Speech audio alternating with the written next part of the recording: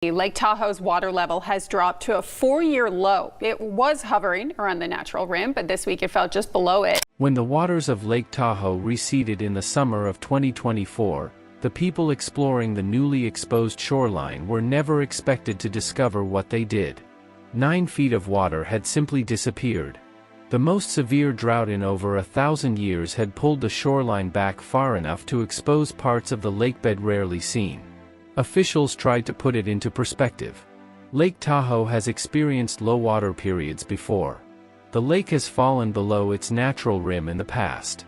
What they could not easily explain was how often it was happening. What they could not ignore was the pattern. At first, the objects scattered across the exposed sand appeared to be ordinary debris. Trash.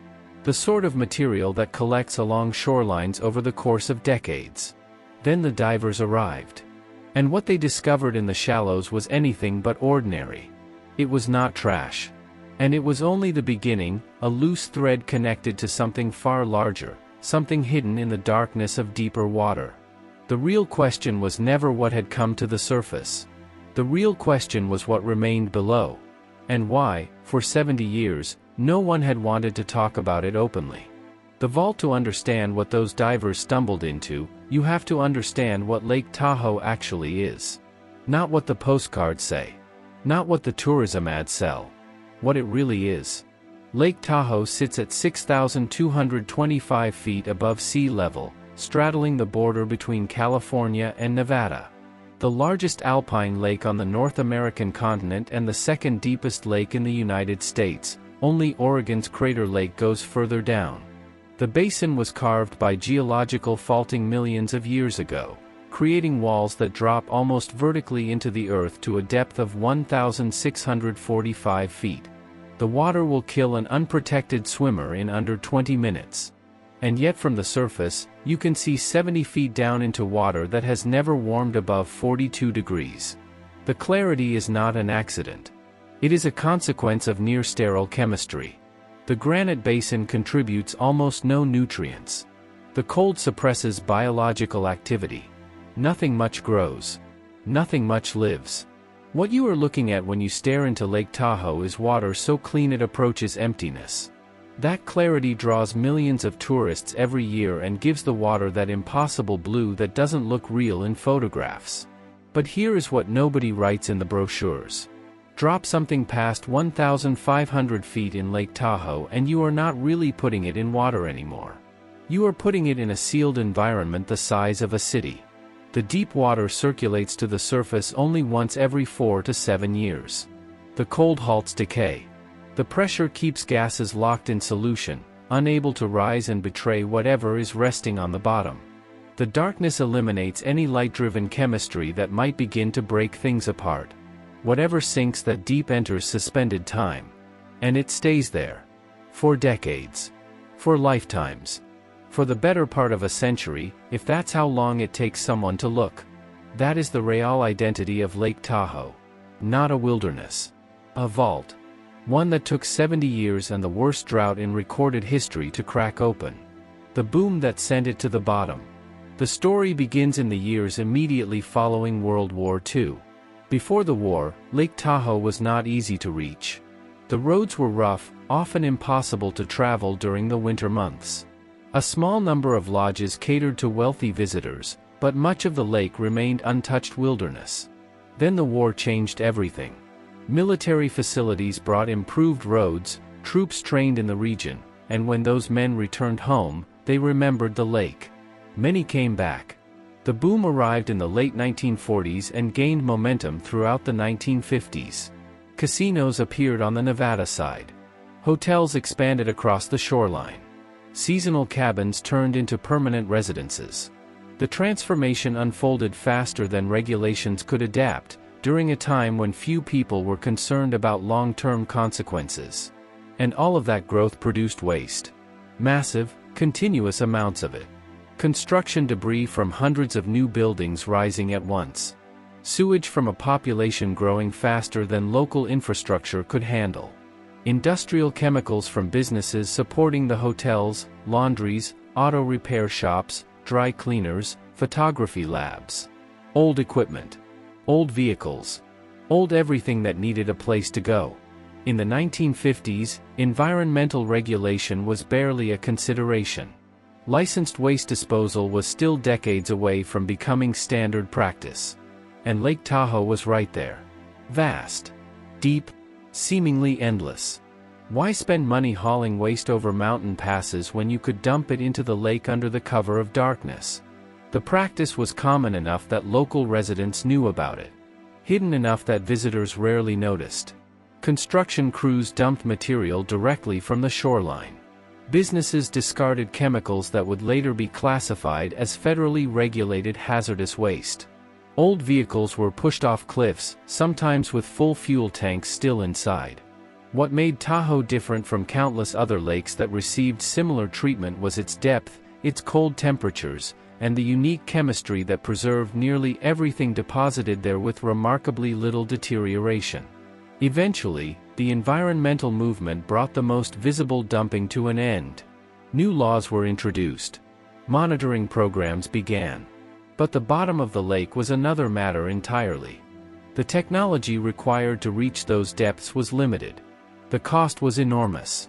And there was an unspoken understanding that perhaps it was better not to know what was resting down there. So whatever entered the lake during those years remained there. Cold. Dark. Preserved. Waiting. That wait finally came to an end in 2024.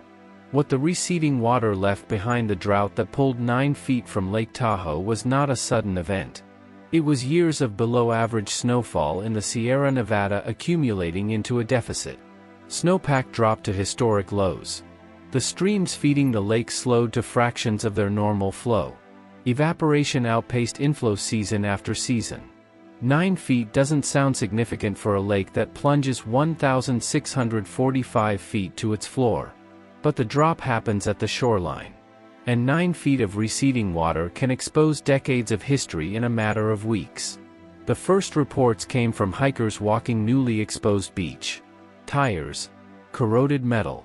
Bottles. Easy to dismiss as ordinary litter. Then the divers got in the water. Colin West founded Clean Up the Lake, a non-profit that has spent years diving Tahoe's perimeter and hauling out debris, 72 miles of lakebed covered, more than 20,000 individual pieces removed. By the summer of 2024, his teams were working in shallows that hadn't been accessible in living memory. What they were finding had stopped being litter. They were finding cars. Dozens of them. Vehicles from the 1940s, the 1950s, the 1960s, concentrated near old access roads and cliff edges where they had been driven or pushed directly into the water. But the condition of the vehicles was the detail nobody was prepared for. The cold had prevented the corrosion that destroys submerged cars in warmer water. Paint was still visible. Interior features remained recognizable, door handles intact, dashboards present. In several cases, license plates were still legible. West has described approaching a 1957 sedan and instinctively checking through the driver's window, a reflex born from the fact that the car looked like it had been driven in last week and simply not retrieved. Think about that.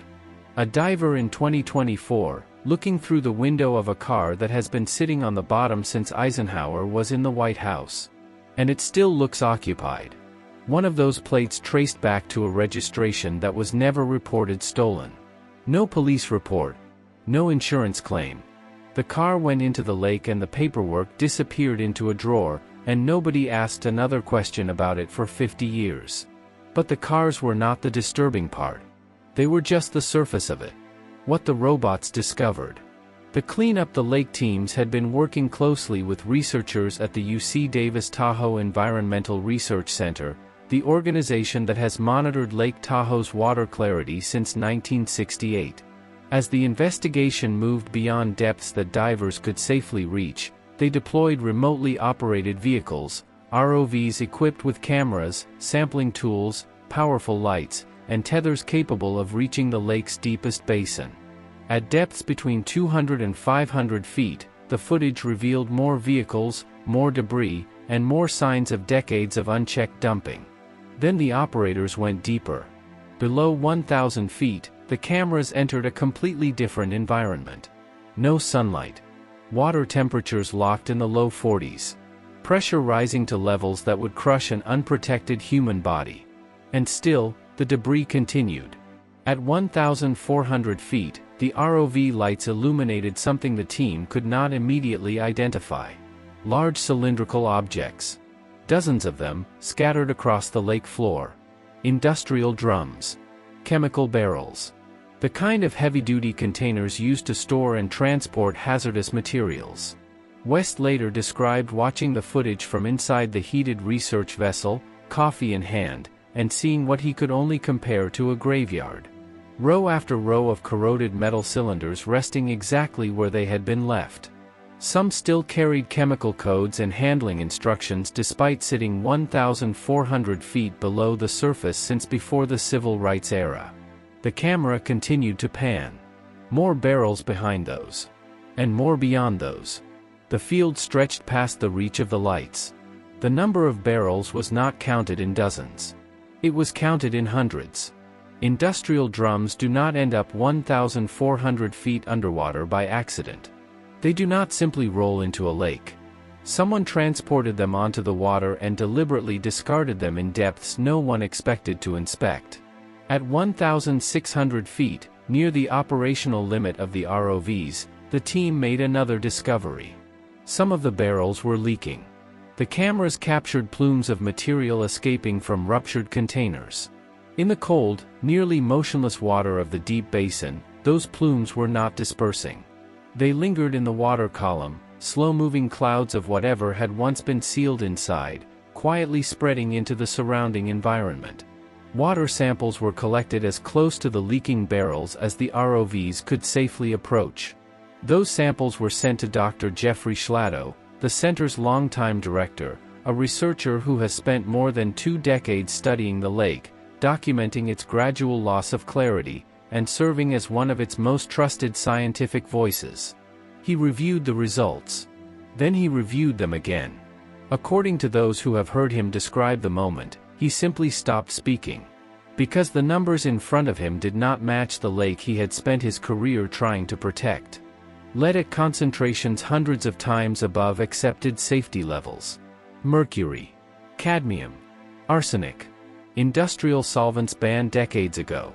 Chemical compounds classified under modern regulations as hazardous waste requiring specialized disposal. The barrels appeared to contain toxic byproducts from mid-century industries, metal processing, automotive services, dry cleaning operations, photography labs, and industrial laundries that once served Tahoe's hotels and casinos. All produced during the region's boom years. All expensive to dispose of legally. All discarded in a lake deep enough that few expected anyone would ever look. But even in cold water, metal corrodes. Seals eventually fail. Schladow samples detected traces of contamination at depths far shallower than the barrel field itself, evidence suggesting the material has been slowly migrating upward for years, inching closer to the depths where people swim, fish, and draw drinking water. Lead does not simply disappear. Mercury does not simply disappear. Arsenic does not simply disappear. Whatever was sealed inside those barrels remains there today. And the portion that has already escaped is no longer sitting at 1,600 feet. What they will not release among the debris documented by the ROV surveys were objects that didn't fit the industrial dumping pattern. Personal effects. Luggage. Clothing preserved in conditions that should not have been possible. And in several locations, the operators described seeing things they were not prepared for. Lake Tahoe has a history the tourism boards have spent decades managing carefully. During the casino era, organized crime maintained a significant presence throughout the Tahoe-Reno corridor, contested territory between criminal organizations whose disputes were sometimes resolved in ways that required evidence to disappear permanently. For generations, people who grew up near the lake had asked the same quiet question about a body of water that deep and that cold, whether it had been holding more than wreckage. There was never proof. It was always described as legend. The ROV footage changed that. Specific portions of the Deepwater Survey have been withheld from public release pending active investigation by the FBI and the Washoe County Sheriff's Office. Members of the dive and ROV teams, speaking on background to regional reporters, have described what the surveys encountered at multiple locations in the deep basin. Human remains. Not skeletons. Not scattered fragments. The same near-freezing temperature, the same oxygen-depleted environment, the same absence of organisms that preserved the barrels, had preserved the people who entered that lake and never came back. One operator, speaking to a reporter in Reno, said only that he had difficulty sleeping after that shift. Let that settle. We are not discussing archaeological specimens. We are discussing people. In clothes. In the positions they were in when they hit the water. Faces that should have been gone for decades, still present, in a darkness that was supposed to be permanent. Dating the remains without direct recovery is difficult, but associated materials, vehicle types, clothing, personal effects, suggest most date from the 1950s through the 1970s. The peak years of organized crime activity in the Tahoe region. Cases that went cold because the evidence was at the bottom of a lake. The Washoe County Sheriff's Office has confirmed only that the footage is under active review. The problem no one wants to face. What happens next is the question confronting researchers, regulators, and local residents alike, and no one has an easy answer. The environmental contamination is the most urgent concern. Heavy metals are seeping into water that supports downstream communities, sustains a fishing industry, and attracts millions of recreational visitors each year. This is not a hypothetical threat. It is a slow-moving public health problem unfolding in real time. But solving it is extraordinarily complicated. The barrels rest at depths that are both dangerous and costly to access. Disturbing heavily corroded containers could trigger the very release authorities are trying to prevent. The scale of the problem, hundreds of drums spread across miles of lakebed, surpasses any previous cleanup effort attempted in an American freshwater lake. Schlato has been candid about the impossible decision: recover the barrels and risk a major release during extraction, or leave them in place and accept a slow leak that could continue for generations. There is no perfect solution. The California State Water Resources Control Board and the EPA's Region 9 office have established working groups. Studies have been commissioned. Funding has been requested. The barrels continue to deteriorate. The human remains present an entirely different challenge. Recovering them could provide evidence in cases where witnesses are gone, suspects are gone, and the organizations connected to those crimes no longer exist. Whether that justifies spending millions of dollars when prosecution is no longer possible is being weighed against the voices of families who lost loved ones near Tahoe decades ago and never received answers. For those families, the decision feels far less complicated, and there is one more issue that few people involved in these discussions are willing to address openly. The dumping was not carried out by isolated individuals acting alone. It involved companies. It was enabled by local officials who either ignored what was happening or actively allowed it to continue. Permits that should never have been approved. Inspections that never occurred. Complaints that disappeared before they could be acted upon. And if one drought revealed all of this in a single lake, what is resting at the bottom of all the others? The truth doesn't stay buried. The water will return. Droughts eventually end.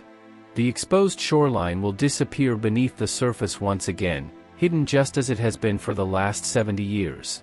But what has been discovered cannot be undiscovered. Colin West has the dive records. Jeffrey Schlato has the laboratory data. The Washoe County Sheriff's Office possesses deepwater footage that has yet to be released. Dozens of people aboard those research vessels, watching those monitors in real time, know exactly what lies beneath the lake. And that knowledge has already spread beyond anyone's ability to contain it. The tourists will continue to arrive. The casinos will continue to operate. Travel brochures will continue to describe Lake Tahoe as one of the last pristine destinations in America. The region's economy depends on that image, even as more people begin to question it. Because the ROVs documented what is actually resting on the lake floor. And the researchers analyzed what is actually present in the water. For 70 years, depth provided protection. Darkness provided cover. As long as the bottom remained out of sight, Whatever was down there never had to be explained. Technology brought an end to that protection. The drought accelerated the moment of reckoning. And now the record exists permanently. Hundreds of barrels of toxic industrial waste, slowly corroding in the darkness and releasing heavy metals toward waters people drink from, swim in, and depend on. Dozens of vehicles resting below the surface with their fluids still trapped inside. And preserved human remains belonging to people who were never expected to be found, still there, still waiting, in the same darkness that was supposed to keep them hidden forever. The surface of Lake Tahoe remains breathtaking. The water still reflects the light of the Sierra Nevada in a way that makes people stop and stare. Its clarity still amazes visitors who lean over the side of a boat and find themselves looking 60 feet down into the depths below. All of that is true. The beauty is real. But the story has always ended at the surface. For 70 years, few people documented what lay beneath it. Few people mapped the lake floor. Few people asked what had been discarded there. That silence has ended. So here's what I want to ask you. If the decision were yours to make, would you raise those barrels and accept the risk of a chemical release during recovery? Or would you leave them where they are and trust that the corrosion holds for another generation? Leave your answer in the comments. I read every one of them. And if what happened at Lake Tahoe unsettled you, wait until you see what divers recovered from an abandoned Nevada reservoir last spring. That's the story coming next.